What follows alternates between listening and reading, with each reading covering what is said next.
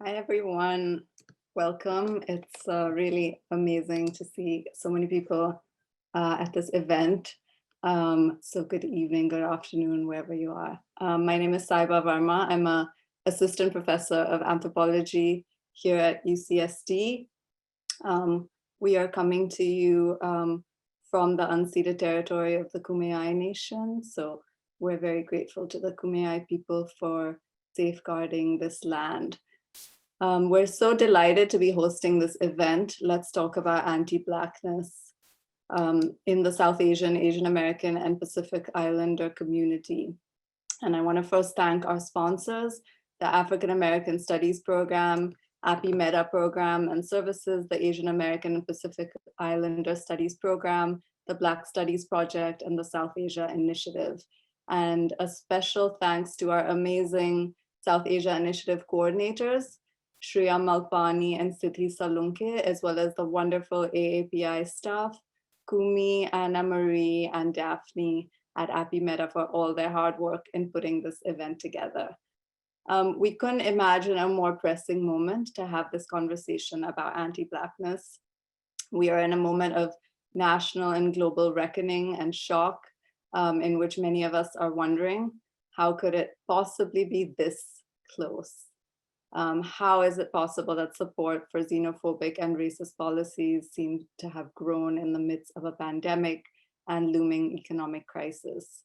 And to complicate matters further, many of us have experienced our own commitments to social and racial justice challenged by friends and family as conversations about politics and systemic racism end up becoming shouting matches.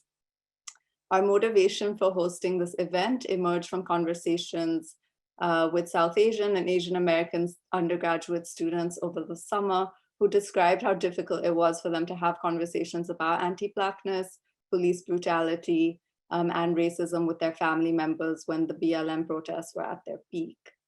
As they described these conflicts, I felt their sense of frustration and distress because, of course, these are not just abstract political questions, but differences that are intimately felt and deeply, lived and experienced.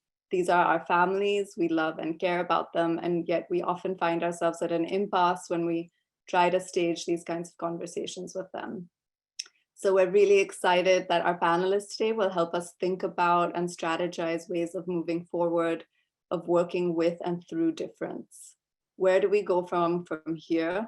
How do we learn to have these conversations that come from a place of love, and yet which allow us to express our commitments to social and racial justice? The very fact that we are all here today, I think, suggests to me that we're in a moment of great hope. We are here to build solidarity across our respective communities, South Asian, Asian American, and Pacific Islander, and with BIPOC people in general. And we're also here to talk about the ways we can reestablish connections and open conversations with those who we may disagree with, as well as develop the wisdom of knowing when to walk away. So before we introduce our speakers, I'd like to remind you all that this event also serves as a very exciting launch event of two new minors here at UCSD, both of which have only come into being thanks to a lot of student energy and interest and activism. So I'd like to briefly turn it over to Dr. Prashant Bharadwaj, who is a professor of economics here at UCSD, who will just briefly introduce the South Asia Studies minor. Great, thank you so much, Saiba. It is lovely to be here. And on behalf of the South Asian Studies minor program, it is a real pleasure to be able to co-host this event. I want to give a quick shout out, like Saiba did, to our undergrad coordinators, Siddhi and Shreya, who are helping us out with the event and also more broadly with the minor. The South Asian Studies minor is a relatively young minor, so I wanted to talk a little bit about it and make you all aware that it exists. And if you want to minor in it, you should feel free to reach out to me. I'll put my email in the chat as well. This is an interdisciplinary minor that incorporates courses from various departments that center around the cultural, economic, and political processes occurring in and out of South Asia. By approaching this region, which includes the countries of Afghanistan, Bangladesh, Bhutan, India, the Maldives, Nepal, Pakistan, and Sri Lanka, from diverse perspectives, the South Asian Studies minor allows students to integrate a regional specialization into their program of study. A South Asia Studies minor is an excellent complement, I think, to a degree in anthropology and global health, international relations, economics. Some of you who are attending this event are students of mine from some of the econ courses that I teach. So I think it'll be a lovely complement to the economics major, human biology, or really any other major, because it demonstrates deep regional and historical knowledge rather than simply breadth of knowledge. And given that South Asia is one of the most geopolitically and economically significant regions in the world, I think that a minor in South Asian studies is actually a huge asset, and that it'll be extremely attractive to employers and future careers in law, public policy, medicine, public health, education, social work, nonprofit work, for example, international development, something that I engage with, and many other fields. So that's the broad pitch for the minor. Again, it's a relatively young minor, so if you want to learn more about it, please feel free to reach out to me, reach out to Siddhi or to Shreya. We'll put our emails in the chat, and I look forward to this event and to interacting with some of you in the future. Thank you. Thank you. And I also posted a flyer about the minor in the chat, so feel free to check that out as well. Next, I'd like to introduce my amazing co-organizer for this event, Dr. Simeon Mann, Associate Professor of History and the Director of the AAPI minor. Dr. Mann will also lay out the structure of the event and also introduce our speakers. Yeah, thank you so much. So thrilled to see so many of you here today.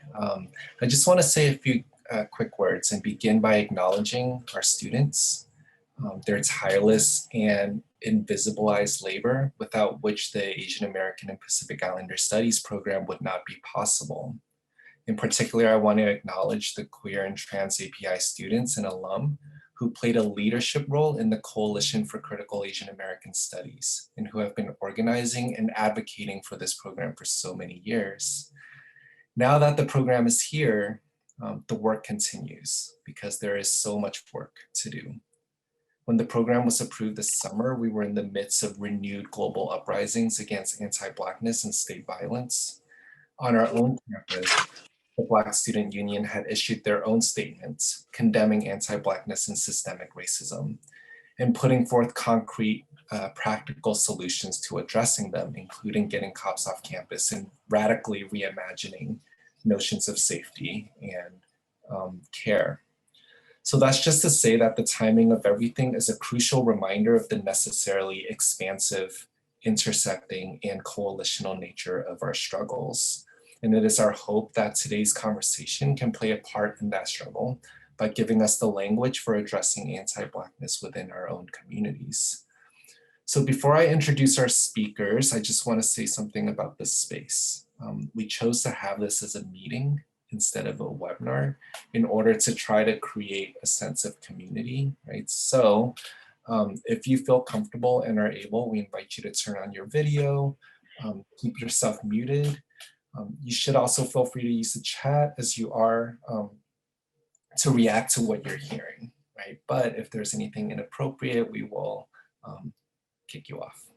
So ask questions in the chat of our speakers. We're gonna keep a record of the questions and then we'll raise them in Q&A. During the Q&A, if you're going to ask your question, just please feel free to do so, put your name ahead of your question. So each speaker is going to speak for 10 minutes. We have allotted around, we'll spend the rest of the time on Q&A and we'll end promptly at 5:30. So now I'll introduce the speakers in order.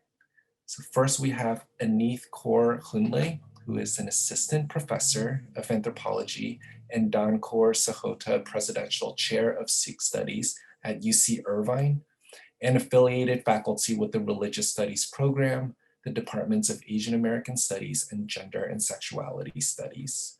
She just completed her first scholarly book, Insecurities of Expulsion, Afro-Asian Relationalities, Citizenship Formations in Global Uganda, which currently is under review. She's also beginning research on 2 projects, the first on Sikh feminist thought and the second on Sikh histories in California, Sikh studies in the UC system, while building, and she's also involved in Sikh studies in the UC system while building an infrastructure for Sikh studies at UCI. Next, we have Choi Lehaunani Inomoto, who is a member of Left Roots and lecturer in Pacific Island Studies at the University of Hawaii at Mānoa. Her work centers on addressing issues of anti-Blackness in Oceania, climate justice, and demilitarization. Choi is a proud kia'i of Mauna Kea and is the author of Where Will You Be? Why Black Lives Matter in the Hawaiian Kingdom. Next, we have Maryam Ali, who is a medical student at Florida International University who graduated from UCSD as a public health major and biology minor. She has conducted multiple research projects on health disparities, specifically in race and gender, focusing on access and health equity in hopes that through her career, she'll be able to tackle the multiple forms of oppressions that exist within healthcare. As a first-generation Chinese Pakistani Muslim woman, she continues to work towards understanding her identity and what her culture and roots mean to her. Most importantly, Maryam is focused on her own growth to be a better advocate, listener, and student. Last but not least, we have DJ Kuttin Kandi, a community organizer for nearly 25 years, a people's hip hop DJ scholar who was born and raised in Queens, New York. She's a disabled Filipinx American queer writer, poet, theater performer, educator, and hip hop feminist. She's widely regarded as one of the most legendary and accomplished women DJs in the world. Kandi is the co-editor of the book, Empire of Funk, Hip Hop and Representation in Filipina America. She also worked at UC San Diego's Women's Center for 7 years and at Diablo Valley College in student life, specializing in social justice and diversity programming for 2 years. She's a founding core member and organizer with Asian Solidarity Collective, co-founder of the D.D. McClure Community Bail Fund, and co-founder of the mutual aid organization We All We Got San Diego. So we're so pleased to have all of you. And without further ado, I will turn it over to Dr. Hundle. Thank you so much. Thank you, everyone. Thanks, Saiba and Simeon, for this invitation. And I just wanted to extend a congratulations to you for the new minor initiatives and all the exciting programming that's happening at UCSD. I was able to tune into the What Does an Asian American Abolitionist Politics webinar look like? And it was great to see DJ Kuttin Kandi talking on that too. So I'm really excited to be here with all of you. I thought I would start, Saiba asked me to give a little bit of a primer on anti-Blackness in South Asia. And I'm aware that the context of our discussion extends beyond South Asia, diaspora contexts and communities. But I thought I'll kind of walk us through that. And then I'll also try to weave in a little bit about my own background and what drew me to a politics around anti-Black racism throughout my life. So just to tell you a little bit about myself, I was born and brought up in the Chicagoland area. I am of Punjabi Sikh background. I grew up pretty much in the late 80s, throughout the 90s as a child. And I grew up in the context of sort of insurgency that was happening in Punjab in the 1980s, as well as a major attack by the Indian government on the Golden Temple in Amritsar, India, which is probably the most important religious site for Sikhs, which is a minority religion in India now. And then in the context of that and the sort of crisis that was happening in Punjab, including counterinsurgency by the Indian government, obviously Sikh communities in the diaspora felt incredibly powerless and isolated and alone. As a young person, I was not really so much identifying with being Indian, obviously, in that context. I thought of myself, obviously, as vaguely South Asian or Desi, but because I was growing up in a Black city, I was part of all these communities of Black folks, of Afro-Caribbean folks, of African diaspora folks. And I was kind of negotiating my own exclusions from mainstream South Asia communities or Indian identifying communities, and thinking about my embrace amongst all these other communities of color, right? And not just Black communities, but I would say BIPOC communities in general. And so that kind of led me to pursue studies that were always about thinking about the connections across South Asia studies, diaspora studies, and also Black studies. I also vaguely knew that we had family connections to East Africa, and that kind of got me started on this whole trajectory of wanting to understand Afro-Asian connections, not only in the US, but also more broadly, globally, and in the African context, which I can talk about more in the Q&A. But just to give us a language about how to think about anti-Blackness and anti-Black racism in the South Asian context, I want to go over 3 key concepts that I think are really important for us to understand how do we think about how to dismantle anti-Black racism. So obviously the first key concept that we always have to talk about in South Asian contexts is the question of caste. For a quick definition, caste is a form of descent-based inherited privilege that is sanctioned by religious ideology and practice. It emerged primarily through the advent of Brahminical Hinduism. So the idea being that Brahmins, the topmost caste status, were at the top of the caste hierarchy. And it's a kind of 4-fold hierarchy where you have manual laboring castes, Shudras or Dalits on the bottom. And Dalits are also known as untouchables in the Indian context, who are considered to be outside of the traditional 4-fold caste. Caste status and identity is linked to occupational hierarchies. So for example, Dalits who are outside the 4-fold caste or 4-fold system must generally perform degrading labor. They're often spatially segregated from people who are higher in the caste system. They live outside of villages. You also have Adivasi or indigenous groups of India who are also located outside of the 4-fold caste system, and Afro-descendant communities in India, which I will come back to.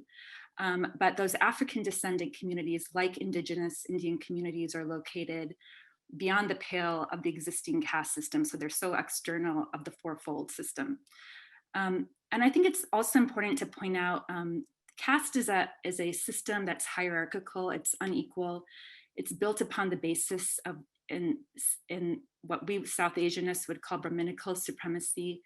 But the caste system also manifests in different ways in different South Asian contexts, so it's not monolithic. It can also appear among minority religious groups or other social groups who identify as being casteless. So for example, although I grew up in the Sikh tradition, which emerged out of an impetus to critique the caste system and caste prejudice, and Khalsa or baptized Sikhs are always encouraged to drop their last names in order not to identify with a caste identity. Caste logic and practices, including ideas about purity and pollution, still operate in practice among Sikh communities in the diaspora and even in the Indian Punjab. So when I was a young teenager and I was going to visit my family in Punjab, I always had to reckon with this sense that I really didn't understand caste because I grew up in the US, but when I would go travel to Punjab, I would have to reckon with my class privilege, my citizenship privilege, and also my caste privilege. So caste regulates social relationships. It influences who you can sit with, who you can hang out with, who you can eat with. It's linked to questions of diet, sex, and marriage through socially learned rules about purity and pollution. It's tied to the regulation of women and the control of women and their practices and their bodies. And caste, I think, one way I also think about it is that it's something that's very embodied, that we carry within us as we move and we settle into new diasporic contexts. It's inherited, it's also socially learned. It can be practiced in very conscious and overt ways, as well as very unconscious ways, in the form of implicit biases, for example. And then finally, caste is a form of political identity, and there is it's something that's sanctioned, for example, in the Indian Constitution, and there's been various attempts to reform, protest, or change the system. So while legally on paper, there's strong recognition of caste inequity and discrimination, social practices on the ground, of course, are very different. It's a deeply entrenched form and practice in South Asia, and there are rising forms of caste violence, even as lower caste, Dalit, Adivasi groups have become more politically conscious and vocal. And caste violence also persists in the diaspora. So we've been seeing examples of caste discrimination in the Silicon Valley in California, for example. So why am I talking about caste? Well, caste has a lot of resemblances with systems of racial apartheid, like racial exclusion and racial privilege. Anti-caste activists have often made arguments that caste is a form of racism, and many global solidarities have been formed by both anti-caste and anti-racist activists historically and into the present. So for example, African-American and Dalit solidarities around these issues. How does caste manifest in the diaspora? Well, I think there's two things that could happen. One, there's a process that for South Asian youth who are in the US, for example, they go through a process of racial exclusion due to white supremacy, and they come to identify with anti-caste activism, and they come to be radicalized when they kind of encounter the South Asian context. But others also oftentimes try to escape caste and seek upward mobility, or they identify with Indian culture or South Asian culture, which often erases the problem of caste. I'm going to move on to race to talk a little bit about the ways in which it's similar to caste. It's also hierarchical like caste, but it's based on white supremacy. Of course, all societies have indigenous systems of difference and distinction that can be hierarchical like the caste system, but we can generally say that the modern race concept is a Western concept that originates in the contact of European societies with non-Western societies through processes of imperialism and settler and non-settler colonial domination. Europeans developed the notion of race, which is a social construct, and its related ideology of white supremacy based on ideas about non-European populations, including Indians and Africans, and themselves in order to justify imperialist and colonialist imperatives like the extraction of wealth and natural resources and indigenous labor from colonies. They did this on the basis of civilizing colonized people in the image of whiteness. And again, here we must think about whiteness also as an invention or a social construct.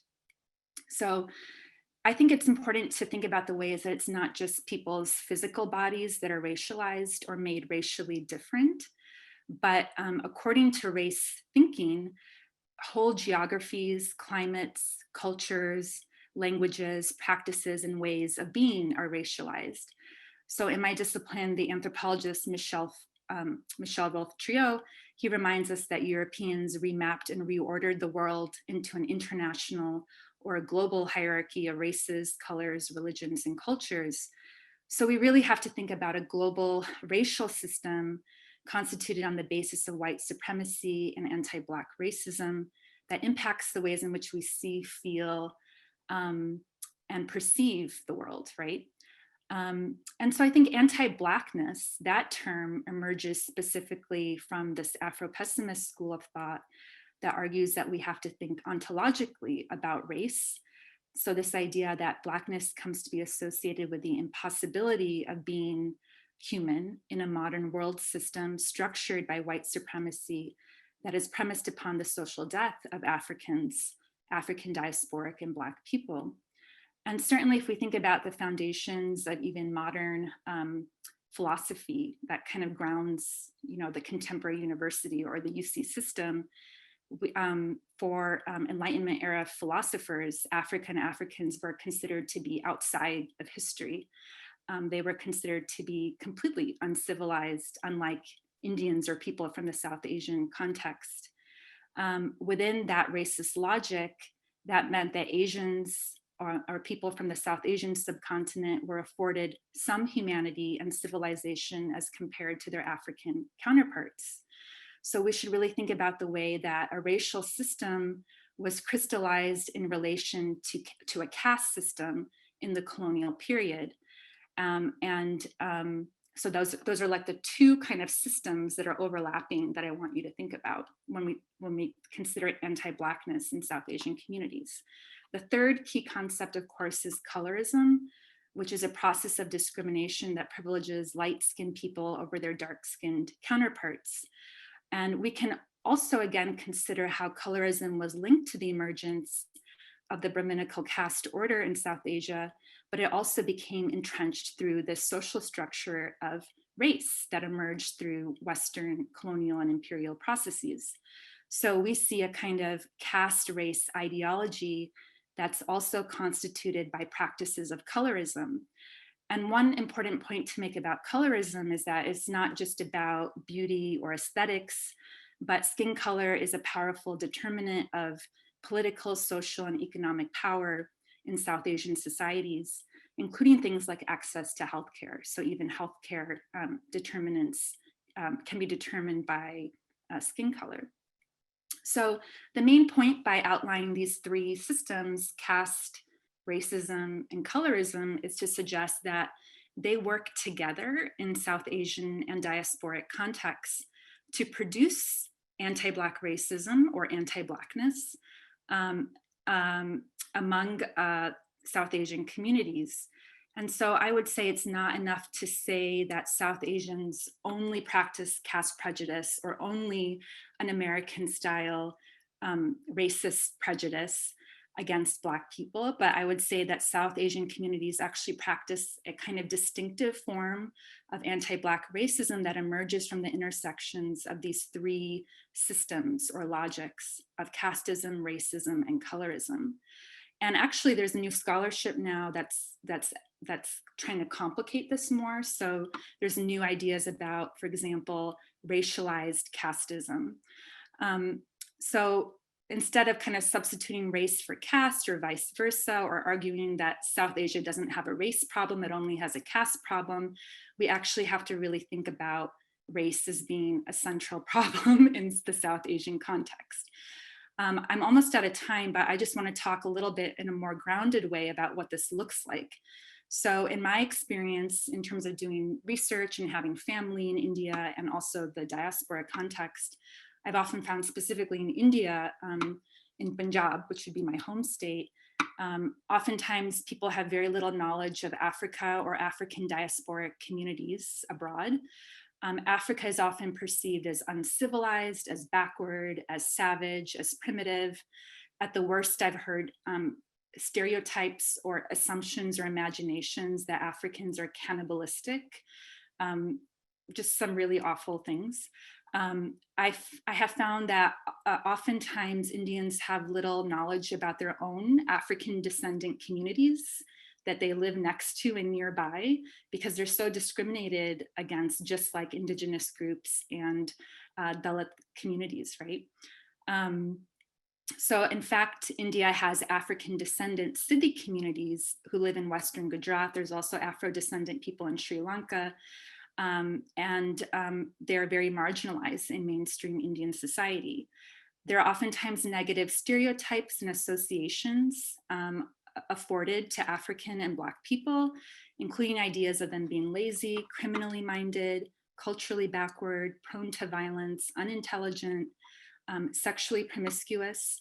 So it's important to remember that anti-Black racism works alongside ideas of gender and sexuality as well. And there might be positive stereotypes, but again, those can reproduce the logics of race and racism instead of dismantling them. And another point I just want to make is that racial violence against Africans in India rose to prominence in public life in 2013 to 2014. There was a lot of racist violence against Africans in India. It's become very common as more Africans are studying in Indian universities. So for example, Africans from countries like Cameroon, Uganda, Congo, etc., have experienced harassment over their skin tone and their hair. Indian students have made monkey noises at them in one incident that was reported. Women have been sexually harassed because they're assumed to be sexually promiscuous. African men are oftentimes harassed by the Indian police and accused of committing crimes that they haven't committed. In the popular media, we often see that blackface is common in South Asian media and films, particularly Bollywood films. And again, there are these kind of backwards representations of Africa and Africans within mainstream Bollywood films that have a lot of consumers that are watching them. And these stereotypes and biases, of course, are carried to diasporic contexts, including the US. And so there's more that I can share about my work in East Africa on cross-racial violence between Indian communities and Indigenous African communities. And I'll wait and to talk about that a little bit more.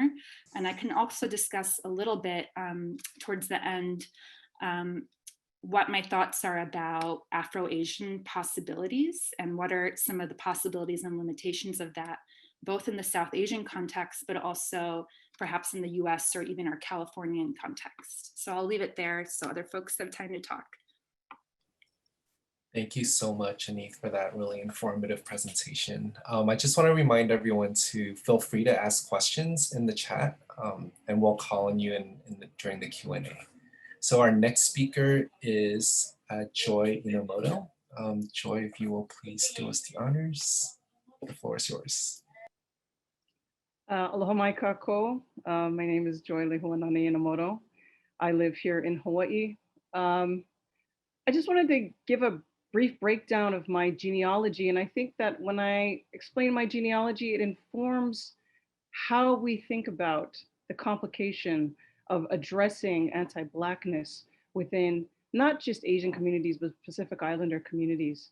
My father is Hawaiian, Japanese, and Scottish from Mānoa, Maui. He grew up in the basically the sugar plantation time. He was born 1 year before World War II. So he grew up dealing with not only a tremendous amount of anti-Hawaiian and cultural violence, but he also grew up in a time of tremendous anti-Japanese violence. His father was a child during the rise of eugenics within the Hawaiian kingdom. And prior to, and I'll get into that in a little bit later. My mother is from the segregated south of Texas. Her ancestors, her mother's family in particular, are Caddo Indian, are African-American, Caddo Indian, and Punjabi Sikh. And what's interesting about that is that, and many people don't know this about me, is that my mother's great-great-grandfather came over to the US from the Punjab with his family and had a family and had a farm in the American South, in Georgia in particular. He had a farm, and after the Civil War, he was killed by the Klan. And I think what that makes you realize is that Blackness is a marker. It is not, right? It is actually, whiteness is conditional. And so what that gave me clarity on is that my ancestors didn't have to be Black to be targets of white supremacy that were marked for Blackness. One of his children was able to escape to Texas and marry a Native American woman, and they had children and so on. And there is my mother, who was born in the segregated South, having to choose between which drinking fountains to go through, right? My parents meet in California, and there my sister and I come from, right? We're raised in California in this sort of vague, sort of exoticized Blackness, actually, because there was no concept. People weren't really talking about what it is to be Hawaiian then. You can fit into many identities in that place. California allowed for things that were considered illegal in other places. Because we only have 10 minutes, I'm gonna make this very quick. As I was developing and being politicized, I realized that my genealogy was in fact a bridge to clarify where solidarities need to exist. But that didn't make anti-Blackness any easier in my family. In fact, because my father grew up in plantation Hawaii, which was a very tiered system, plantations, right? The same people who built the plantations, the sugar plantations of the South were the people who came to build sugar plantations in Hawaii. That same racist ideology filtered out. But here's the thing about Hawaii. In the 1850s, right? In 1852, we actually prevented, it got codified into law, the prevention of chattel slavery in Hawaii, because our Prince Alexander Liholiho and his brother Lot, as they were traveling back from Europe, from their time with Queen Victoria, traveling back across the United States, and they were almost thrown off of a train in the 1850s, right? And they were like, "What are you doing right now?" Now, if you have to understand that in Hawaii, a prince, right, one of the elite, would have never been even allowed to be touched, let alone have some conductor tell them to get off the train because they think they're too dark. What that did for that print, for our prince, right, for our elite, was to come back and say, not only will the U.S. never legally annex Hawaii, which they have not legally annexed, but you will never have slavery here, right? They codified almost immediately because they could see the writing on the wall of how Americans were thinking about their bodies and Blackness and slavery and the ways in which labor would work.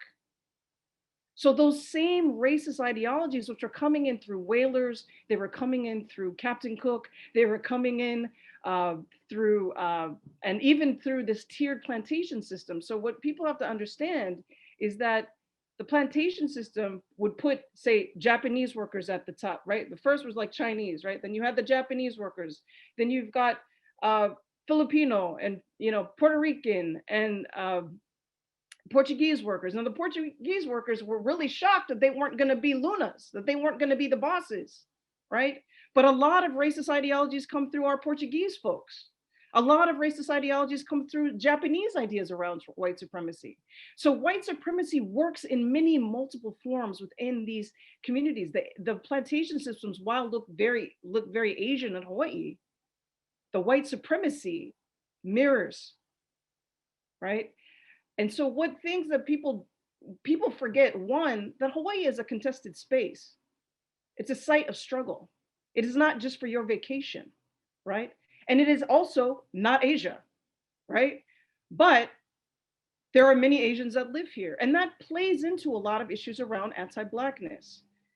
The other issues that come into Hawaii that are particularly important is that the military has an incredible visual presence here. And many of the people that are coming into Hawaii through the military happen to be African-American, right? And whether or not people identify as American while they join the military, right? I've seen a lot of people become extra American once they come to Hawaii, which is very strange, right? Is that suddenly anti-Blackness then gets rooted and solidified into Black military, right?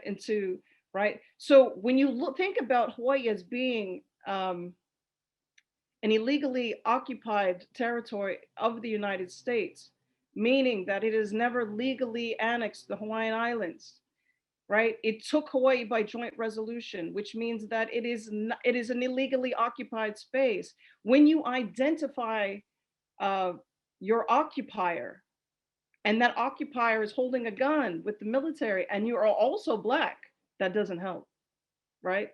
There's also fueling a lot of anti-Blackness in that way. But there's an anti-Blackness that comes from the years of eugenics that were taught in Hawaiian schools, right? So here's what happens. 1893, illegal overthrow of the kingdom. 1898, illegal annexation. They're going after Guam, Philippines, Puerto Rico, and Hawaii, right? They cluster us up, right? And we are all deemed as pickaninny children. We are all racialized as Black, right? People forget this, that during the late 19th century, King Kalakaua, right? Queen Liliuokalani, they were being made into cartoons as pickaninnies. They were racialized as mammies, right? Our queen was racialized as a mammy, right? these kinds of complicated things that were going on, our Li'i were seeing this and doing everything that they could to actually intervene around issues of anti-Blackness. However, once the kingdom was overthrown, you suddenly see a flood of eugenics education coming into Kamehameha schools, which is the largest amount, right? Hawaiian only school. You see the suppression of Hawaiian language. You see the suppression of Hawaiian culture, violently so. People were beaten for speaking Hawaiian, right? They were beaten, right? Whereas in my family, I know that my great grandmother was still fluently speaking, constantly speaking Hawaiian to her children at home, so they would not forget who they are. But the violence of that, and this is the kind of Hawaii in which my grandfather was raised in. And when World War II comes, this is the kind of violence that my father is raised in. But when World War II happens, my grandfather's forced, his brother is kidnapped by the US Navy, forced into their military, into their Navy, right? Into the military. My grandfather, who has 6 children at home at this point, has to also join. They're dealing with an onslaught of anti-Japanese racism and an onslaught of anti-Hawaiian racism that they, right? And all of that fundamentally is couched in anti-Blackness. And why do I say that? Because we know that Hawaiians were marked as savage, right? They were marked as thieves, right? And all of the same racist ideologies that were being applied to Black people were being applied to Hawaiians. And when convenient, it's applied to every other part of my ancestry, right? So it was convenient, right? In the same way that my Punjabi ancestor was killed by the Klan, right? In the same way that our queen was being racialized as a pickaninny, right? And being called an uppity Black person, right? This is how anti-Blackness works within the Pacific, right? And these ideas float out, right? And so then we come to 2019. I'm just jumping through time really quickly, right? So after years, like the rise of Black Lives Matter happens, and you have tons of people in the Pacific saying, what does that have to do with me? Well, I'll tell you what, right? Because when you have the same oppressor, you tend to find points of solidarity. And in those points of solidarity, right? When we went to Mauna Kea to fight the TMT, to protect our most sacred Mauna, who was by our side? But Black folks, right? There were Black folks that came up to that Mauna in solidarity. And when there was a Black Lives Matter, right? Hawaii for Black Lives March that happened just this summer, who showed up for them but Kia'i from Mauna Kea, right? You had this incredible show of solidarity because there was a realization, right? That in this scenario, anti-Blackness is applied to all of us. Now, am I saying that Hawaiians are not anti-Black, that I'm not dealing with anti-Blackness from Kanaka? Absolutely I am. Absolutely we are. Unbelievable levels.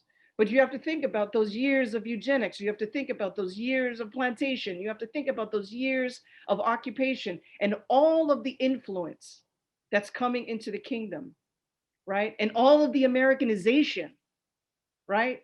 That comes in and disintegrates in a place where there was no issues of anti-Blackness. We did not have issues of anti-Blackness until you started this introduction of the West, right? Until you started having these other ideas about white supremacy and who was supposed to be important, right? And it is through that, and it's through this genealogical awakening that you can stand with so many ancestors and say, you can't split this, right? It's easy for me because that's like, I'm a bridge, right? Because I walk with Blackness and I walk with Japaneseness and I walk with Hawaiianness and I walk with the Punjab, right? I've got it all. I'm ticking all the boxes. There's no clarity. There's no question around solidarity. There's no question about challenging anti-Blackness. There's really no question. But that didn't mean I wasn't fighting with my father. Occasionally, my father was a mailman and he worked in the Crenshaw station in LA. And people don't know this, but the Crenshaw district used to be white and then it turned into Blackness, right? It turned into Black in a Latino community. And watching my father sort of deal with that transition was in fact, kind of interesting. He got really sort of, anti-Black on me. And I was like, and my mother would be like, I don't know what you're doing right now. You're married to a Black woman, you have Black children. What's happening right now, right? And so it wasn't like I haven't spent my life kind of checking my parents on some of their own anti-Blackness, right? Or sort of their own anti-Pacificness even at times, right? But what that does is allow me the space to also see how my parents have been able to grow and stretch and push and also develop away from their own colonization, and to watch my father challenge his own anti-Blackness, watch my mother, right, expand into fight, right? So I've never seen my father more happy than when I was up there standing on fighting for Kia'i, except when my mother was more proud for me standing for Black Lives Matter at the same time, right? So these moments are important, right? We have to believe and know that our parents can grow too, right? And that they're not going to just stay there as long as you keep asking and pushing, and right?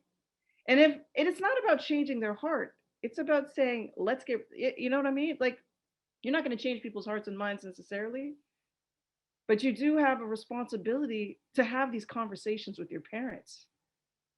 There's not a single year that I haven't fought with my parents around something having to do with anti-Blackness, having to do with anti-immigration, having to do with, because we're constantly trying to push out, right? Push out this American sickness, the American caste system, the American ways of thinking about Blackness. I have to undo that and unpack that. And I have to do that in a place where everybody believes that there's no racism, which is ridiculous. I've never seen so much clarity in racism as I have in Hawaii. Because why? Because because plantations were so prevalent here. Because we were tiered. Because there was its own, right? I've only ever known plantation systems. So in the knowing of plantations, then you're spending your life undoing plantation systems. It's because of plantation systems that my Punjabi ancestor came, right? It's because of plantation systems that my father, when he graduated from high school, was working on a pineapple field until he could leave, right? It's because of plantation systems that my mother grew up in the segregated South. Her older sister, picked cotton to help put them through school. This is a reality, right? So we are constantly undoing the plantation system and the anti-Blackness that comes with the plantation systems in all of the sugar producing places, right?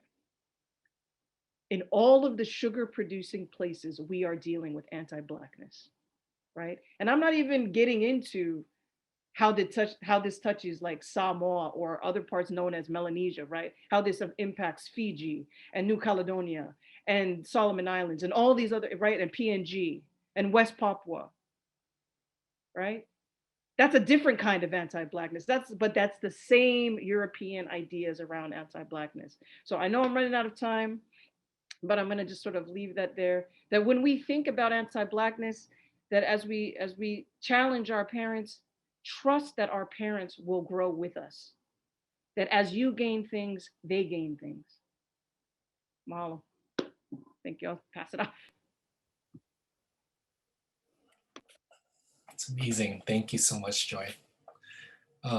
So our next speaker is Maryam Ali. Maryam, go ahead, take it away. Hi, everyone. Wow, that was such an honor hearing Joy speak. I think that's a tough act to follow. I'm nowhere near as accomplished or eloquent, so I will have to share my screen for a presentation. Otherwise, I'll lose my train of thought. Okay. Can you see my screen good? Okay, cool. All right, my name is Maryam, and I'm a member of South Asian for Black Lives. And we started about a year ago, back in December, and we're a group of,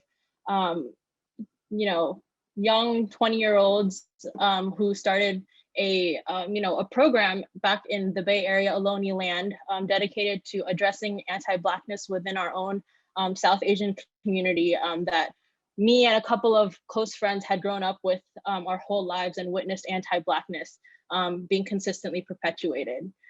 So a little bit about me. I'm currently a first-year medical student at Florida International University.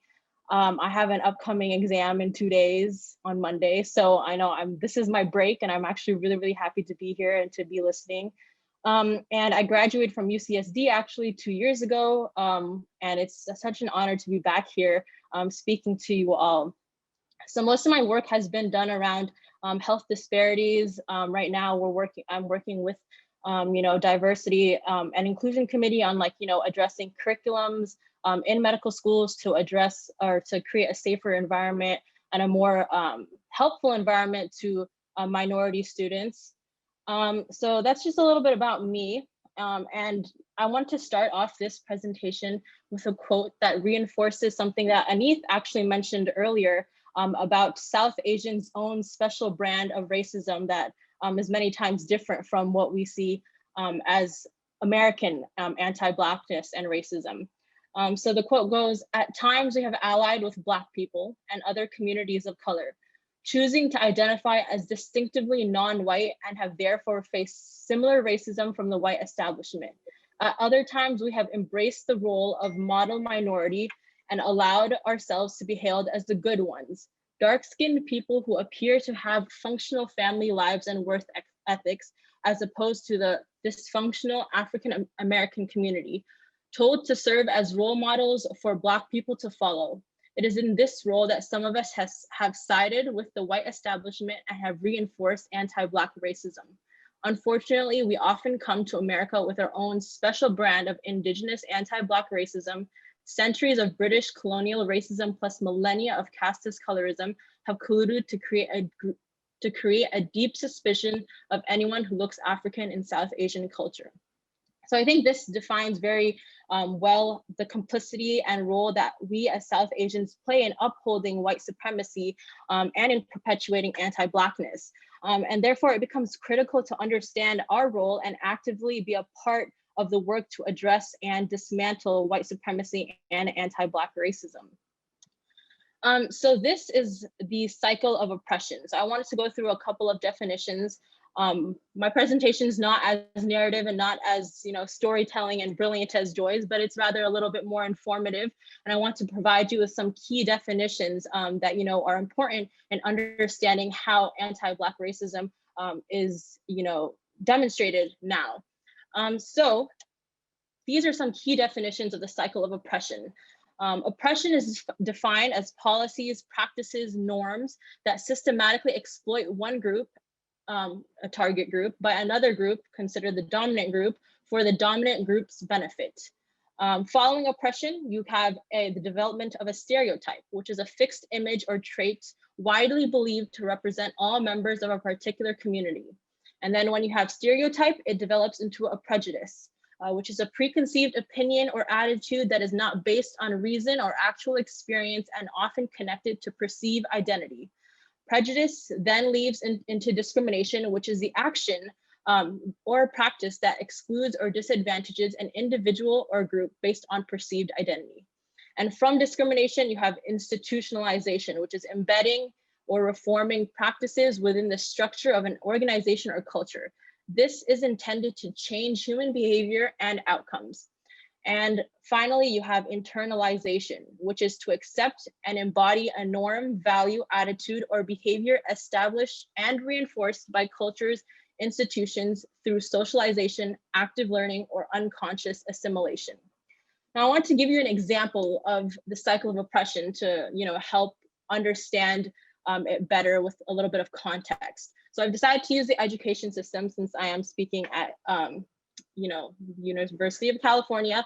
So the example I give is going to be a very surface level example, but it's really just to give you some context in this cycle. So the stereotype that is there is that Black students are more hostile or angry and violent. So when you have that stereotype, it moves on to a prejudice. Black students are more hostile, angry, and violent. Therefore, it's their fault for getting into trouble. So that's the prejudice. Prejudice then moves on to discrimination. Black students are then often disciplined, suspended, and expelled at much higher rates than white students, often for incidents that white students would get a complete pass for. So, you can see how that prejudice then develops into an action, discrimination. And then you have that discrimination then becoming institutionalized at a larger level, where Black students are now criminalized at school by school resource officers, which is federal law enforcement, as quote unquote discipline, and are arrested at school by police officers. Schools become the first place that Black students are forced into the criminal justice system via the juvenile system, so the school to prison pipeline. And then finally, you have the internalization, so folks, including educators, become normalized seeing Black students disciplined and arrested. And high rates of suspension and expulsion for Black students, even when schools are only comprised of a small number of Black students, are considered the norm. Teachers and administrators do not think of the long-term impact of criminalizing Black students and forcing them into the criminal justice system at such an early age. And internalization is normally the area that, a lot of people get stuck in, and they become okay with the norm. And instead of, doing anything to address this norm, to change these ideas that they've internalized, they just, create a sense of apathy about these norms. Okay, so next, I kind of wanted to discuss, what are some actions that, you can take now to start, discussing anti-Blackness and addressing it within yourself and within your community. We heard from Anneeth, we heard from Joy about, what anti-Blackness is and how it can show up in different communities. So now what's the next step here? So there's 4 stages of combating racism that was taken from the anti-racism starter kit. The first is awareness. Being here is part of developing awareness. You're learning, you're aware that this anti-Blackness does exist within your community, and you want to go towards the next step, which is educating yourself.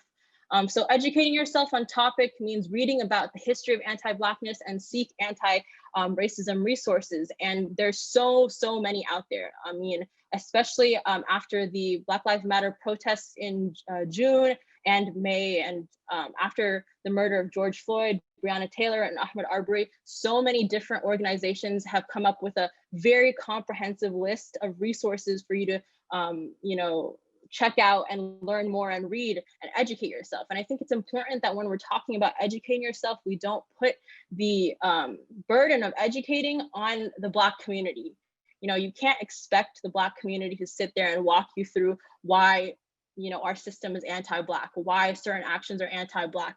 I mean, that's really on us, and especially as people who benefit from white supremacy, to really go out of our way and seek these resources and educate ourselves. I mean, and that includes, talking about the history of South Asians in America, which is, it's very related to how we are now, complicit in white supremacy. Like, for example, upholding the model minority myth, that we are somehow better, or the model, brown community that, has made it. So, we're being told that we're better than the Black community, than the Latinx community. So you know what, just close your eyes, don't say anything, don't rock the boat, continue to uphold white supremacy, because right now you're benefiting from it.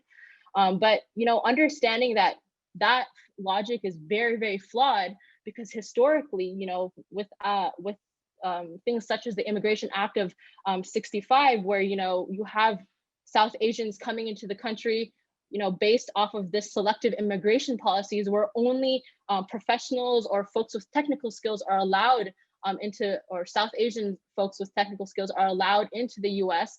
That kind of, makes it that we already have an advantage here. So this idea that, you know, we are the model community, that look, we worked hard, we made it, why can't Black folks do it the same? That logic is inherently flawed because of the fact that our history in the US is so different. And that's why it's important that when you're educating yourself on anti-Blackness, part of that is also educating yourself on the history of South Asians within America. And that's actually something that our program, South Asians for Black Lives, has spent a lot of research doing, especially with Equality Labs, which is another organization that focuses on caste. We've done a lot of, you know, focus on understanding that when you understand your identity, when you understand your own history, that's when you're able to better address a lot of issues that are going on, specifically anti-Blackness as well. And finally, after the step of education, you go into self-interrogation. And that's when you start to apply the knowledge that you've learned towards, you know, how are you upholding racism, right? And I think these first 3 steps are a constant you know, cycle. Just because you've completed these 3 steps doesn't mean you walk away and you never look back at it. There are things that you always become more aware of, which then you go to educate yourself, and then you self-interrogate yourself. And in the meantime, you're also finally taking that last step towards community action. And this is when you start to, you know, reach out to other people, have those conversations with family, with friends, which are very crucial, and I'll get to in just a moment. But just because you're in that stage of community action, that doesn't mean that your knowledge stops, your education stops, that your own self-interrogation stops. And I feel like even in the past year and a couple of years that I've been involved in these work and in this work, I've seen constantly that I'm being taught something new, I'm being told something new, I'm being called out on something that I didn't know earlier. And especially being so young, there's so many folks out there who really paved the path and have done so much more of the foundational work that I have to learn from, and understanding that being open to learning more, being open to criticism is such a key part in educating myself and self-interrogating and the self-interrogation process. So I think that these steps are a constant cycle that we always have to continue to look back on. All right, so a quick definition is, what is allyship? You know, this past year, we've heard the word allyship being thrown around a lot, like, you know, we have to be allies to the Black community, but what does it actually mean? And I really liked the Black Liberation Collective's take on allyship. And the quote that I have pulled from their website is actually, to be operating in solidarity within Black organizing spaces means showing up for each other. It means centering the issues, the support, the work around those most affected within our Black community.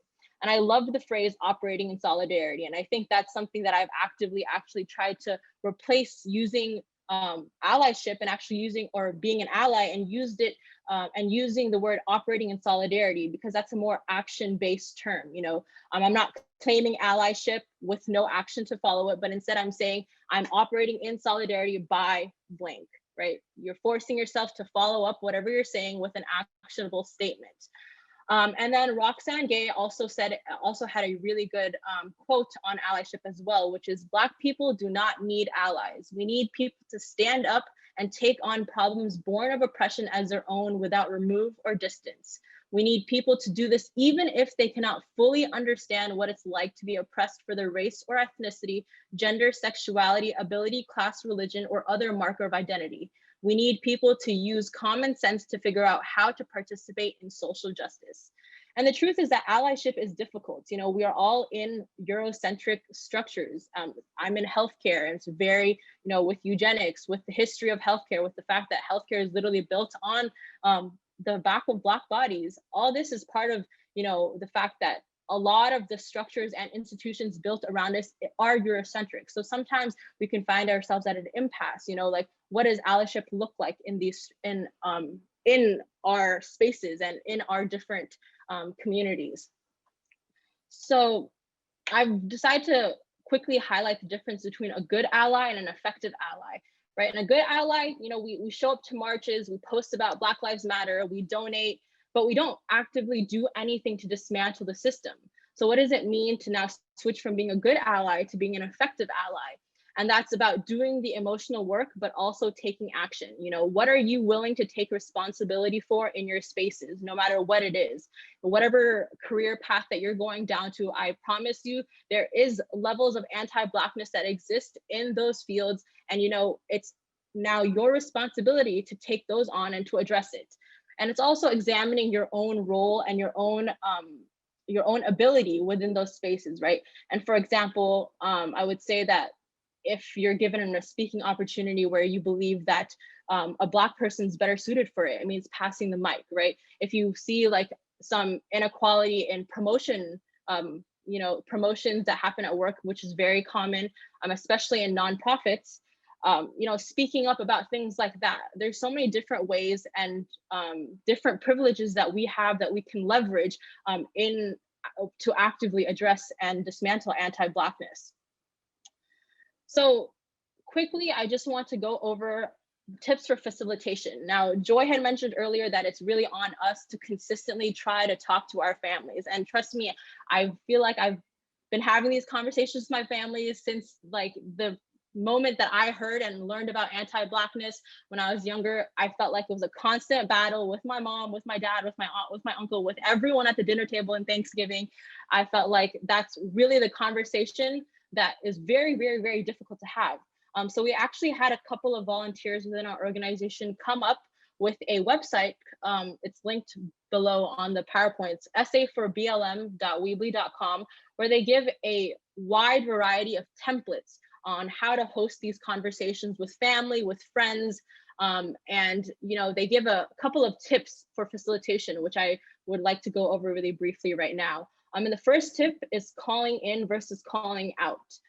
You're altering someone's beliefs, right? It's something that so many times anti-Blackness is so ingrained, especially with South Asians, with the idea of caste. You know, it's so difficult to try to have these conversations in one go. So really understand that there's so much patience that's required here because you're altering someone's beliefs, right? And a lot of times they get aggressive. Your responsibility is to remain calm. And then it's also putting yourselves in their shoes, understanding how can I relate this conversation to them? What do they know or have experienced, and how can I talk to them in a way that they would understand without shifting the focus from the Black community? And the third is be prepared. And I think this is one of the most important steps, is come to the table with resources, with facts that you can, you know, show them to prove statistics. I know when I was having conversations about how police reform is not a thing, I brought in statistics of, you know, the violence that's been perpetuated by police.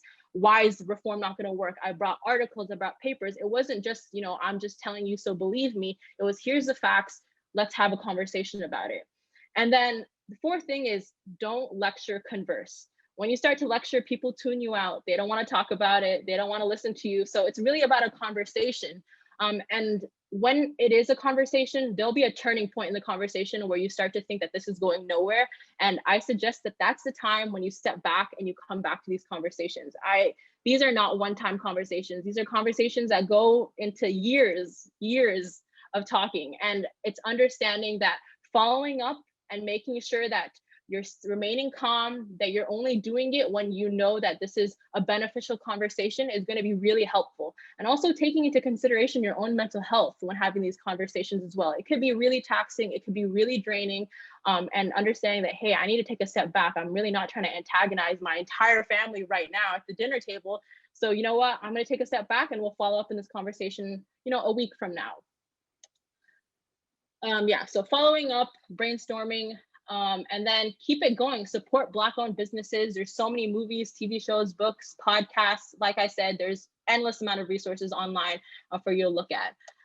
So this is the website, essayforblm.weebly.com. And as you can see, there's a bunch of different tabs for you to look through. They have different ways to start conversations via Zoom. So these volunteers actually held a Zoom intergenerational conversation back in June with extended family, with community members, where they talked about anti-Blackness. And so these, the website gives you several templates that you can use in order to host these conversations. And then it also gives you multiple topics, and each one of these topics has a lot of resources and a lot of information for you to like look into before you decide to host one of these conversations, so that you have all the resources for you at hand. And it's a really, really incredible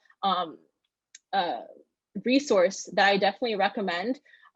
We used this for one of our workshops a couple of months back, which was like a 2-hour workshop. So it's really difficult for me to fit it in this short time period, but I definitely do recommend checking that out. And finally, I just want to end with the fact that allyship is an ongoing process. You know, it's a commitment that we have to make, and it's a lifelong commitment that we have to make. And it's not just about when it's cool on social media. It's not just about a reaction. You know, it's not about you know, only doing something when something bad has happened. It's about consistently challenging anti-Blackness in different areas. And I think one of the actionable items that you can walk away with today is making a list of things that you are willing to give up. And for me, making a list works better than anything else. You know, I'm checking things off. I'm like, I did this, I did this, I did this. So definitely, I think making a list of things that you know that you're able to leverage your privilege there, and you're able to give certain things up, right? And it means, what if it could also mean donating your time? I'm willing to give up my time. I'm willing to give up my energy. I'm willing to give up my funds. And then an important thing is understanding that throughout these processes, you have to be open-minded, and you have to learn to accept criticism. Without a doubt, you will make a mistake. You will unintentionally hurt someone. You will unintentionally do something that, you know, say the wrong thing, do the wrong thing. That doesn't mean that that's it, I should end my work now. I'm afraid to speak up anymore. I know that, you know, that was something that I had to get past for a while, is that being, you know, especially when you're younger, being in a space where you're just entering organizing space, or you're just entering a lot of different spaces, you become fearful of the fact that you're going to be called out, and that, like, you know, you should just stop right there.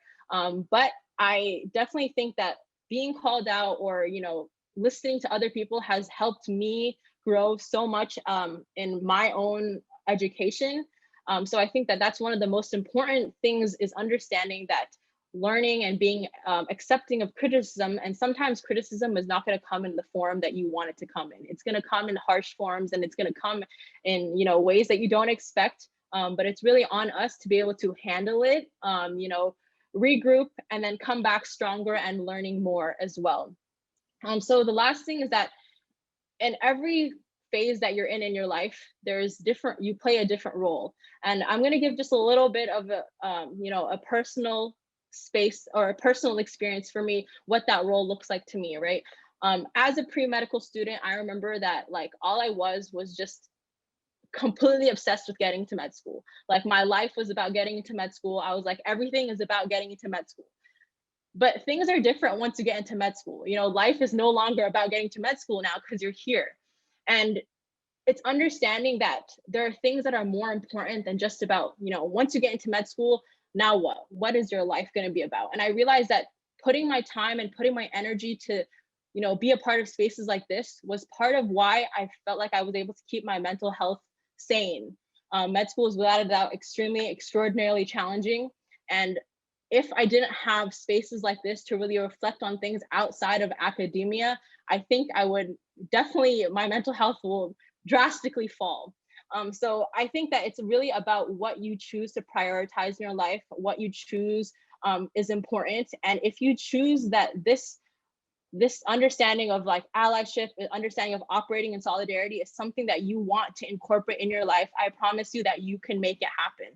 No matter how busy you are, no matter med school or not, no matter anything, if you really try, I think that these type of spaces and this type of growing and knowledge is essential to really becoming a holistic person, and not just someone, I mean, I'm speaking for myself, not just someone completely, like, drowning in academia, because that's not all that life is about. So I'm really, really honored to be here, and I'm so glad that you all gave me your time. And yeah, that's all I have for you all today. Thanks so much, Maryam, for that amazing breakdown, and also sharing those resources. So last but not least, we have Kuttin Kandi. Also, just a reminder, please feel free to ask your questions in the chat. We will probably go a little bit over time. Hope you can stick around for a few questions.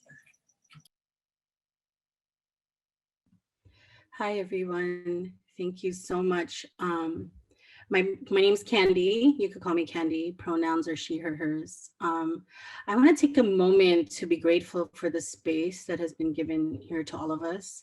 I just really want to take a breath and acknowledge all the brilliancy that's in this Zoom room with all the speakers and the coordinators and organizers of this event and all of you here joining us, because you are all brilliant. I feel your power. I would love to see one word that you want to drop in the chat of describing the thing that is bringing you hope in this time, one word.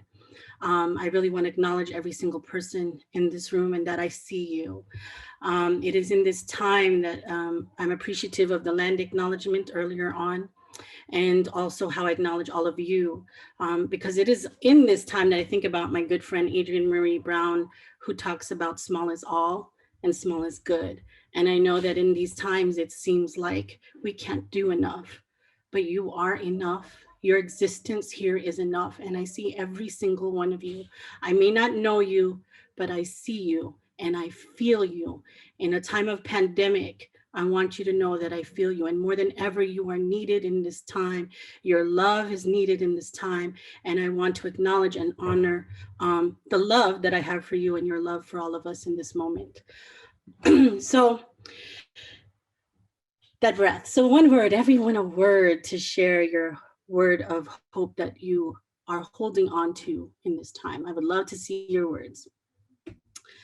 So it's important to know that a lot of what I'll say today and acknowledge is words and work that I say is nothing new.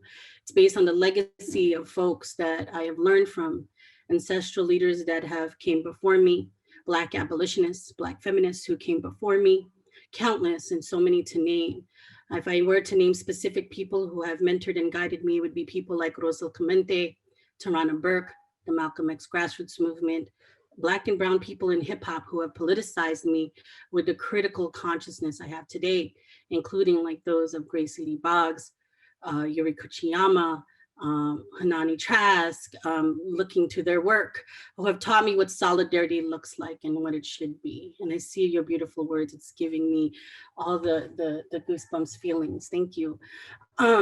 Today, I'll be specifically talking about confronting anti-Blackness through organizing. And I really want to lift up what Maryam shared, because a lot of that is things that I'll be speaking upon as well. To be able to confront anti-Blackness as an organizer, I'm reminded by my good friend, Hawaiian scholar, educator, phenomenal organizer, Dr. Lehaunani Case, who recently shared at one of our People's Collective town halls that intellectual work informs our activism. An intellectual is someone willing to represent a movement. So which means to me that I must rigorously study, remain teachable, and continue to sharpen my analysis as it guides and informs my activism and my organizing work, along with the people who guide my practice and who teach me how to be accountable and how to live my values, live my values of principled struggles. So I want us to sit with that in a moment, because as an organizer for 25 years, I've had to learn how to live my values. And I was never perfect at this. So because I have to be in constant practice of being accountable to the communities that I serve so that I do not cause harm, and should I cause harm, I'm accountable and actively working on not simply just undoing harm, but ensuring that we do not continue to perpetuate harm by erasing, silencing, and being complicit. It's a constant practice to be accountable and to live my life with principled struggles. And being accountable to principled struggles is a revolutionary act, as it is also a form of confronting white supremacy, because when we are not accountable to one another or to ourselves, we continue to uphold white supremacy, heteropatriarchy.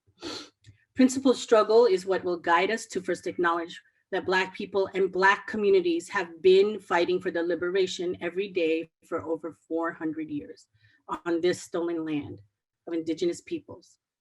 This land stolen by, with, and through white supremacy, heteropatriarchy.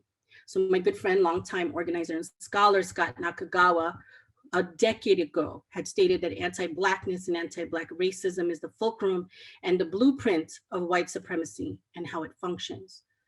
Dr. Kandi Won just this past summer also shared that anti-Asian racism exists and is made possible by anti-Blackness and anti-indigeneity.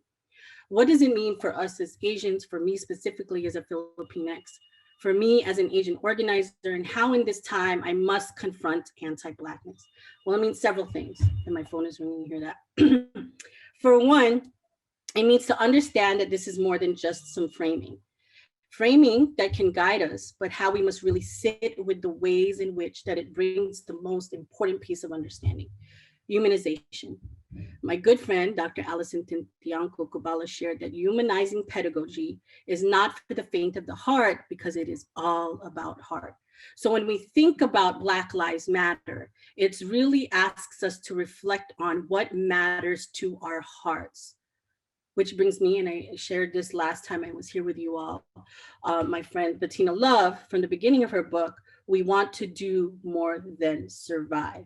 From the beginning, she already framed what mattering means to Black lives, in which Bettina says, we who are dark, echoed from W.E.B. Du Bois, we who are dark can see America in a way that white Americans cannot.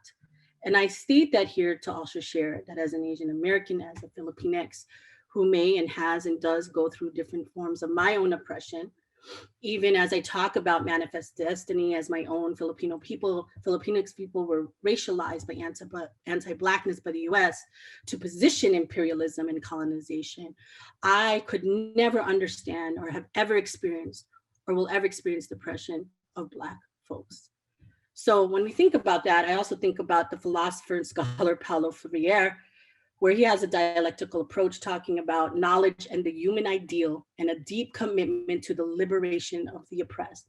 So I also think about this as I think about my friend Denary Grace, who shared also with us this past summer, that Black folks always are deemed as a spectacle. So rather than their experiences and who they are as people be propped as a spectacle, we need to be in critical reflection so we can act on how we can be committed to not just confronting anti-Black racism, right, but dismantling it. We must work towards more how Paulo approaches his work to be fully more human, applying with our critical consciousness. And if we understand that, we know that it means to apply the critical thinking skills to our lived realities to form new realities. All of this to be fully more human, which essentially means a few things. For example, when I first started off saying that Black people have been living under oppression for over 400 years, it means what it means to know what anti-Blackness does exist, that it wasn't some myth, that it happened many generations ago when it was more than 400 years ago. It happened and it continues to happen. And as Connie Won actually reminded us in a panel once, that we must sit with this, really, really, really sit with that, because it means that they have been harmed, imprisoned, murdered violently every single day, constantly chipping away at anti-Blackness, anti-Black racism every single day. So it's having this knowledge and the human ideal, as Paulo has shared, that humanization does not mean to be race evasive. Humanization must acknowledge how race has been used to oppress so as to fight racism, which means we have to do deep work of transformation to fight the systems of oppression. We must have a deep commitment to the liberation of the most marginalized and the margins of the margins, which means we must act.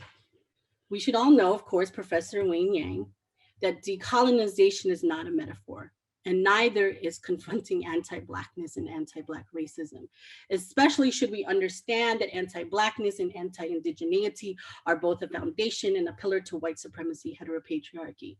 Otherwise, if we perform metaphorization, in which Tuck and Yang stated in their own piece as another form of settler moves to innocence, while acknowledging there's different forms of colonization, to remove ourselves from guilt and complicity and saviorism. So what does it mean to act? Earlier this summer, an event called Tatlong Bagsak, we created a framing for what ACT is in doing work in transformative solidarity. A framing which was developed by Drum, this is Rising Up and Moving, But before I get into this, let me draw this out a bit more about what it means to have a deep commitment to the liberation of the oppressed, especially as people of color, as BIPOC folks who are also oppressed. If we understand that anti-Black racism is the fulcrum, then the statement, when Black lives get free, we all get free, and our freedom is bound together, it means that it's more than just a hashtag to me. It's more than that to any of us. It means it is a movement, a deep commitment, a deep political belief and hard work to be committed to the liberation of the most vulnerable, the margins within the margins, which ultimately means to me that combating anti-Black racism alone is not enough. Rather, they must understand the principles of the Black radical tradition and must be about pro-Black liberations, as defined by Charlene Carruthers in her phenomenal book, Radical, Unapologetic, a Black, Queer, and Feminist Mandate with Radical Movement. She states, the Black radical tradition comprises cultural and intellectual work aimed at disrupting oppressive political, economic, and social norms, and its roots are in anti-colonial and anti-slavery efforts of centuries past.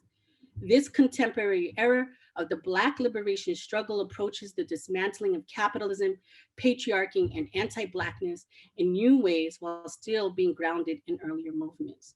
So this must lead us to act, to not simply be allies, but to be co-conspirators, accomplices for pro-Black liberation. We must start with admit and accepting. We must commit to the liberation of the oppressed, and we must do the work of transformative solidarity. So when we get to this foundational pillar and understanding, we can then begin the work of addressing in the ways in which we have been conditioned to be and currently are anti-Black, and that we have already been perpetuating and currently are perpetuating anti-Black racism. We must decenter. What does it mean to decenter? We must center those who are at the margins, disabled, Black femmes, queers, non-binary, and trans peoples. It means that we respect the autonomy, the agency, and self-determination for those who are at the margins. We must honor all the intersections of identities by lifting them up, creating space, moving back, and lifting up all their demands.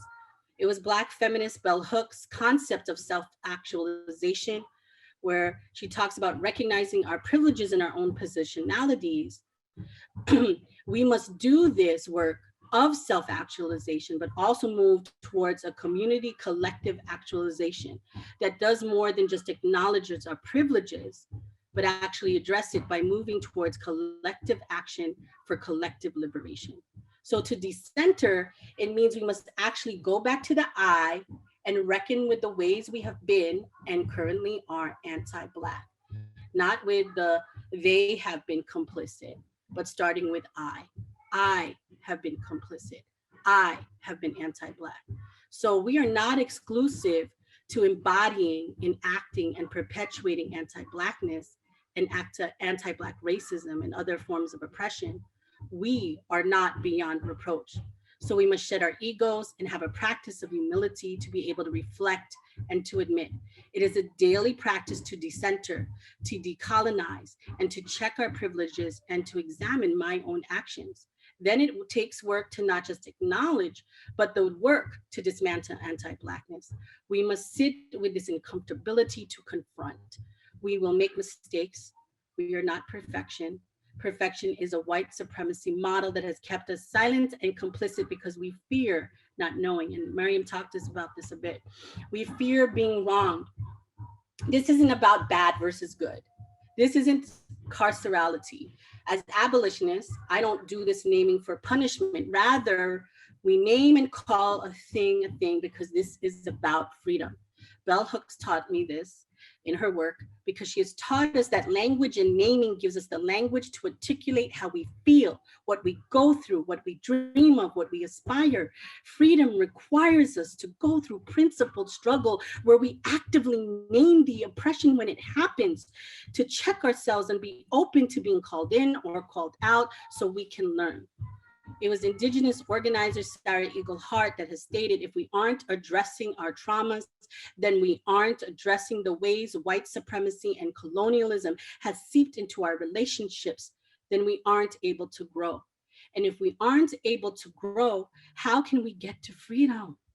We can't get there if we refuse to look at ourselves and one another honestly, a willingness to go inward in order to decenter ourselves. To decenter ourselves means to look into that anger and strive for growth and let that move and guide us. There's also Audre Lorde that have taught me how I have used learning to express anger for my growth. We must not fear this anger, for this anger will guide us. It will always guide us. It will take, and we must understand that if there is transgenerational trauma, it will also inform our understandings and lead us towards the transgenerational bravery that my good friend Dr. Valerie Francisco Manchavez has spoken of. We must stop with guilt and defensiveness, because Audre Lorde stated, guilt and defensiveness are bricks in a wall against which we all flounder. They serve none of our futures. It is when we are guilty, defensive, apolitical, silent, complicit, that we are continuing to uphold white supremacy. Lastly, I'll speak of, in order to act, we must also organize. As an organizer for 25 years, I understand organizing to be about organizing more people into the movement. I always say this, you're not organizing if you're not organizing people in. This is not about saviors or one sole leader. This is about mass movement organizing. This is about collectivism. This is about getting there together. And we cannot get there if we are stuck on white saviorism mentality over and over again. The disability justice movement has always taught us this, that there are 101 ways to contribute to the movement. You being here is one, small is all, small is good. Our organizing work must also be intersectional. How are we practicing an intersectional framework? Organizing is about who we are building with, who are we getting to know, how are we deepening our relationships, how are we building in conversations with our families. It's one thing to coordinate or to show up to an action, but it's another to also really build and deepen our relationships post the action. How are we actively showing up in the lives of people whom we say we love, whom we say we are striving to see each other whole? If we dream solidarity, then we must build trust. And we cannot build trust if we cannot build relationships. I must speak to this because in this time of the government and FBI and COINTELPRO, it very much well exists, that they actively, continuously have always been trying to tear apart organizing movements. Right now, as we speak, and this is not to instill fear, but as an organizer, we know that they are coming for us continuously, especially now. So we must build trust with one another. We must build it. It is life-saving. It is for each other, because it is through organizers I really saw myself. I saw when I've done harm, because I was told and continue to be told the truth about myself, and began to learn how to be critical about myself and my work. This is the work that it takes to organize. I have found the most profound relationships and love of my life through organizing. It is the work that it takes to transform. It is the work that it takes to build solidarity. It will teach us to challenge, to love, to find joy, to have principled struggle, to organize, to be accountable, to remain teachable, to be collective, to learn how to center and decenter, and how to confront all forms of oppression in order to get free.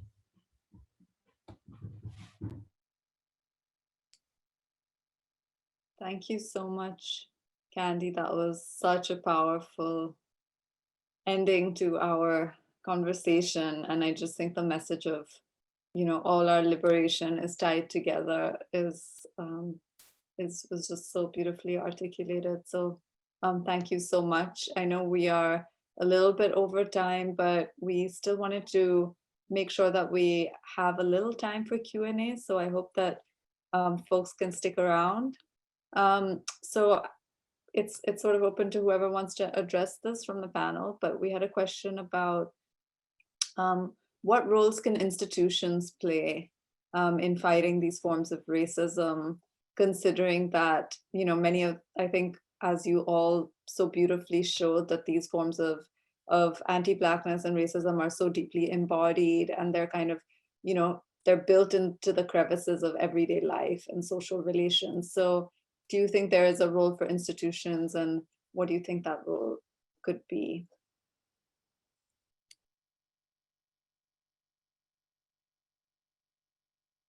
Yeah, I can jump in, just speaking from maybe more of a university perspective, and from all your perspective taking classes as undergraduates, but I've done a lot of deep thinking about this. One thing I wanted to mention is that, you know, in the research that I was doing and in the ways in which I was trying to track and trace relationships, intimacies, connections, and solidarities between South Asians and Africans in my research in East Africa, I came across ideas of imperial citizenship. So this idea that for the kind of differential privileges that Indians had in relationship to Africans was that Indians had access to something called imperial citizenship. In order for them to become citizens within this broad field of empire, they had to aspire to whiteness, right? And we see that those long histories play out in our contemporary formations of when other panelists were talking about the model minority stereotype or model minority racialization. So the way that I think about it is that there's all these social practices, systems, structures, and logics that are really meant to keep South Asians or Asians and African diaspora Black people apart from each other, at odds with each other, in competition with each other, hostile to each other, right? And even the ways that we talk about race relations, right? Like that is even a very problematic framework, which kind of erases the whole structure of white supremacy as if they're just these like innate conflicts between Indians and Africans or Black people. So all of that was never useful for me, and it didn't get to the actual intimacies and connections that I was finding between Black and South Asian people in our actual lived histories and in our everyday life and experience. And so something that I've been thinking a lot about in the university is just how oftentimes our classes our disciplines are not kind of organized in a way that serve us. They kind of keep us separate from each other. And I know there's a long history of fighting for ethnic studies in California and in the US, which has tried to think about these issues, right? Like does Asian American studies break off from Latino studies, Latinx studies, Chicano studies, et cetera, Black studies, or are there ways to think relationally together? And I think the work that, you know, critical race and ethnic studies and the work that y'all doing in putting these conversations together is so important in the university, because we just don't have space for those kinds of conversations in the way that our educational systems are set up. They're set up to reproduce model minority racialization in which South Asians or Asians, AAPI communities should aspire to whiteness and denigrate Blackness, right? And so here at UCI, I'm really trying to think about, well, how do we think about Afro-Asianisms, right? Like histories of Afro-Asianism, contemporary practices of Afro-Asian solidarities, and also Afro-Asian futures. And that future for me is so important because we have to continually, like DJ Kuttin Kandi was saying, make possibility for what we can only imagine right now that might not be in our present reality, right? But we have to make the space for those possibilities to be there. And it's hard because you get pushback from the disciplines that we are established in, and they would be like, well, what does this class on Afro-Asian worlds have to do with, you know, whatever your field is that you're teaching in or department that you're in? But I think we have to keep doing the work at all levels, whether it's in institutions, universities, in activist spaces, community spaces, in our domestic home spaces. It's all interlinked with each other.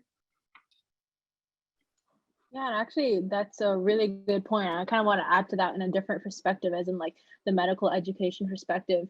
I think education is such a foundational element in, understanding how these institutions, are, or at least are complicit in white supremacy. And I think specifically in the medical institution, people are starting to realize that we have a very like Eurocentric approach even to medicine, like understanding, for example, dermatology. It's a very like, you only learn dermatology on white skin in medical school. And only recently we're starting to incorporate maybe like a session here, a session there on understanding how to treat people of color and Black folks. There's different signs to look for, different symptoms to look for. And I think part of that understanding is that we need like drastic curriculum change in like so many different, undergrad settings and medical school settings. That like, I mean, at least for me, I'm part of like a curriculum project and understanding that there's so many different like, things or nuances to understand that for some reason we only spend, for example, when we're talking about like, Black health or trans and LGBTQ health, we're only spending like 1 day on it versus rest of the health, you're spending like a whole year on it. That's how you're learning medicine. So part of that is understanding that incorporating, Black health, incorporating LGBTQ health is not just about having one workshop, one webinar, one session on it, but it's really about completely incorporating into the curriculum so that every like thing that we're studying is addressing that as well. And that's part of addressing anti-Blackness in the healthcare, which is why I think it's really important to understand that no matter what field you're in, there's so much work to be done, especially at like the basic education level, which I think is like a really important like place to start. And just jump in real quick. As a student, it is your job to hold the university accountable to the things that you need. I mean, much like Kandi, I'm an organizer who just happens to be working in the academy right now. I've been organizing for like 30 years, right? And the university is set up to produce the status quo, as Anneeth was talking about. You are not there. You are there to challenge and critique and hold that university, not just into area studies, which they want to funnel us into, but into really creating a transformative education. That is your job, right? But the thing is that you have to undo all the stuff that maybe you learned in high school and all this other anti-Blackness that you learned in other places. And then once it hits you, you're like in that moment of overwhelm, right? And we are in the crazy moment of overwhelm. Can we just acknowledge that you have the perfect storm happening? You have never seen a world like this. We have never seen a world like this that's got a I won't say I've never seen a world like this, where there's a pandemic, there's Black, there's Black uprisings, and there's a neo-fascist in the White House, right? So you've got a lot of work to do, but that is what you do in the university. The university is designed for you to actually challenge it, right? It is not for you to behave yourselves. And I think when we break from that crazy concept of the model minority, which I've never known, actually. I've never known any model Asians, right? I've known a lot of people to be quiet, but that doesn't mean you just get passive aggressive about it. We need to get more overt about it, right? You're not gonna be able to let it slide if you just keep your head down. They will come for you anyway, right? You gotta be like, like how, we're talking about Audre Lorde. Audre Lorde would say, you have got to speak because your silence, right, will not save you, right? You've got, right, because they will come for you anyway. So it is your job to really, it's more than just curriculum. It's about administration. It's about organizing beyond, right? It's about not allowing Proud Boys to set up camp at your, Proud Boys to set up camp at your campus. It's not allowing the alumni donors to set the standards for what's allowed in the right. It is not for Zoom to determine freedom of speech, right? At every point, you need to be organizing. At every single point, and look, there is no inside and outside, right? Because one day you're not going to be in school, and then what? You can't wait for everybody else to do it. You've got to do it, right? You are the leaders. You are the critical thinkers. That's you. We're tired, right? You are the critical masses, right? That are growing up, right? So we're putting it on you in a way. And so the university is there to be taken down, right? The university is there to be taken down, to be reconstructed, right? You are the popular educator. You know what I mean? You don't need a university to learn, but the university needs you. And remember that. The university doesn't exist without you. And that's my speech for that, my soapbox moment. Kandi, did you want to speak to this really? That was beautiful. I love it. Yes. No, I don't really have much to add. I just think that, you know, as a former UCSD employee, as a staff that worked there, I understand as a staff person, even the positionalities that I held in difference between faculty and having to challenge as a staff person what that was like for me. And oftentimes it meant at the risk of losing my job, which I was fine, okay to do, even as I was broke as hell half the time. Because for me, it meant to me that the freedom of our students was more important than my job and even my own. And sometimes I had to also play like, okay, pick and choose my battles, because it was tough working for 7 years in academia in institutional settings. But I, as a staff, I refused to follow the status quo. It meant that if the chancellor, which they literally wanted me to perform a poetry, I said no, because I wanted to be on the side of the students, because I knew they were going to do a walkout that year. They were going to do an action, when they used to call it back then, right before the campus centers. And thank you for Wendy for naming that, because a lot of these campus communities came through student organizing. But it also came with a staff that stood by the students. And if your staff on campuses and the faculty aren't backing you up, then you need to question them. They have to support. And if it wasn't for professors like Professor Wayne Yang, like Simeon, who's there, like professors like Fatima, who is there, you know, I look to the people and the staff that stood by the side of the students. And then the students, and I followed your lead, and I centered your voices. And that's what it means to center, because I'm following your lead. I'm constantly learning as now soon to be elder. I don't think I'm an elder yet, although people call me an elder.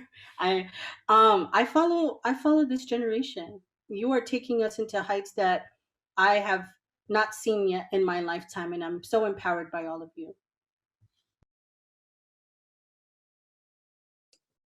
And I think we are also empowered by all of you. So I don't think we could have imagined a better event and conversation to launch these two really important minors here at UCSD, which will hopefully give, you know, students on our campus a home, an intellectual home, a political home, the freedom to really express themselves and to develop these solidarities that we really desperately need at this moment. So just wanted to thank our panelists once again for being so incredible, inspiring, and moving.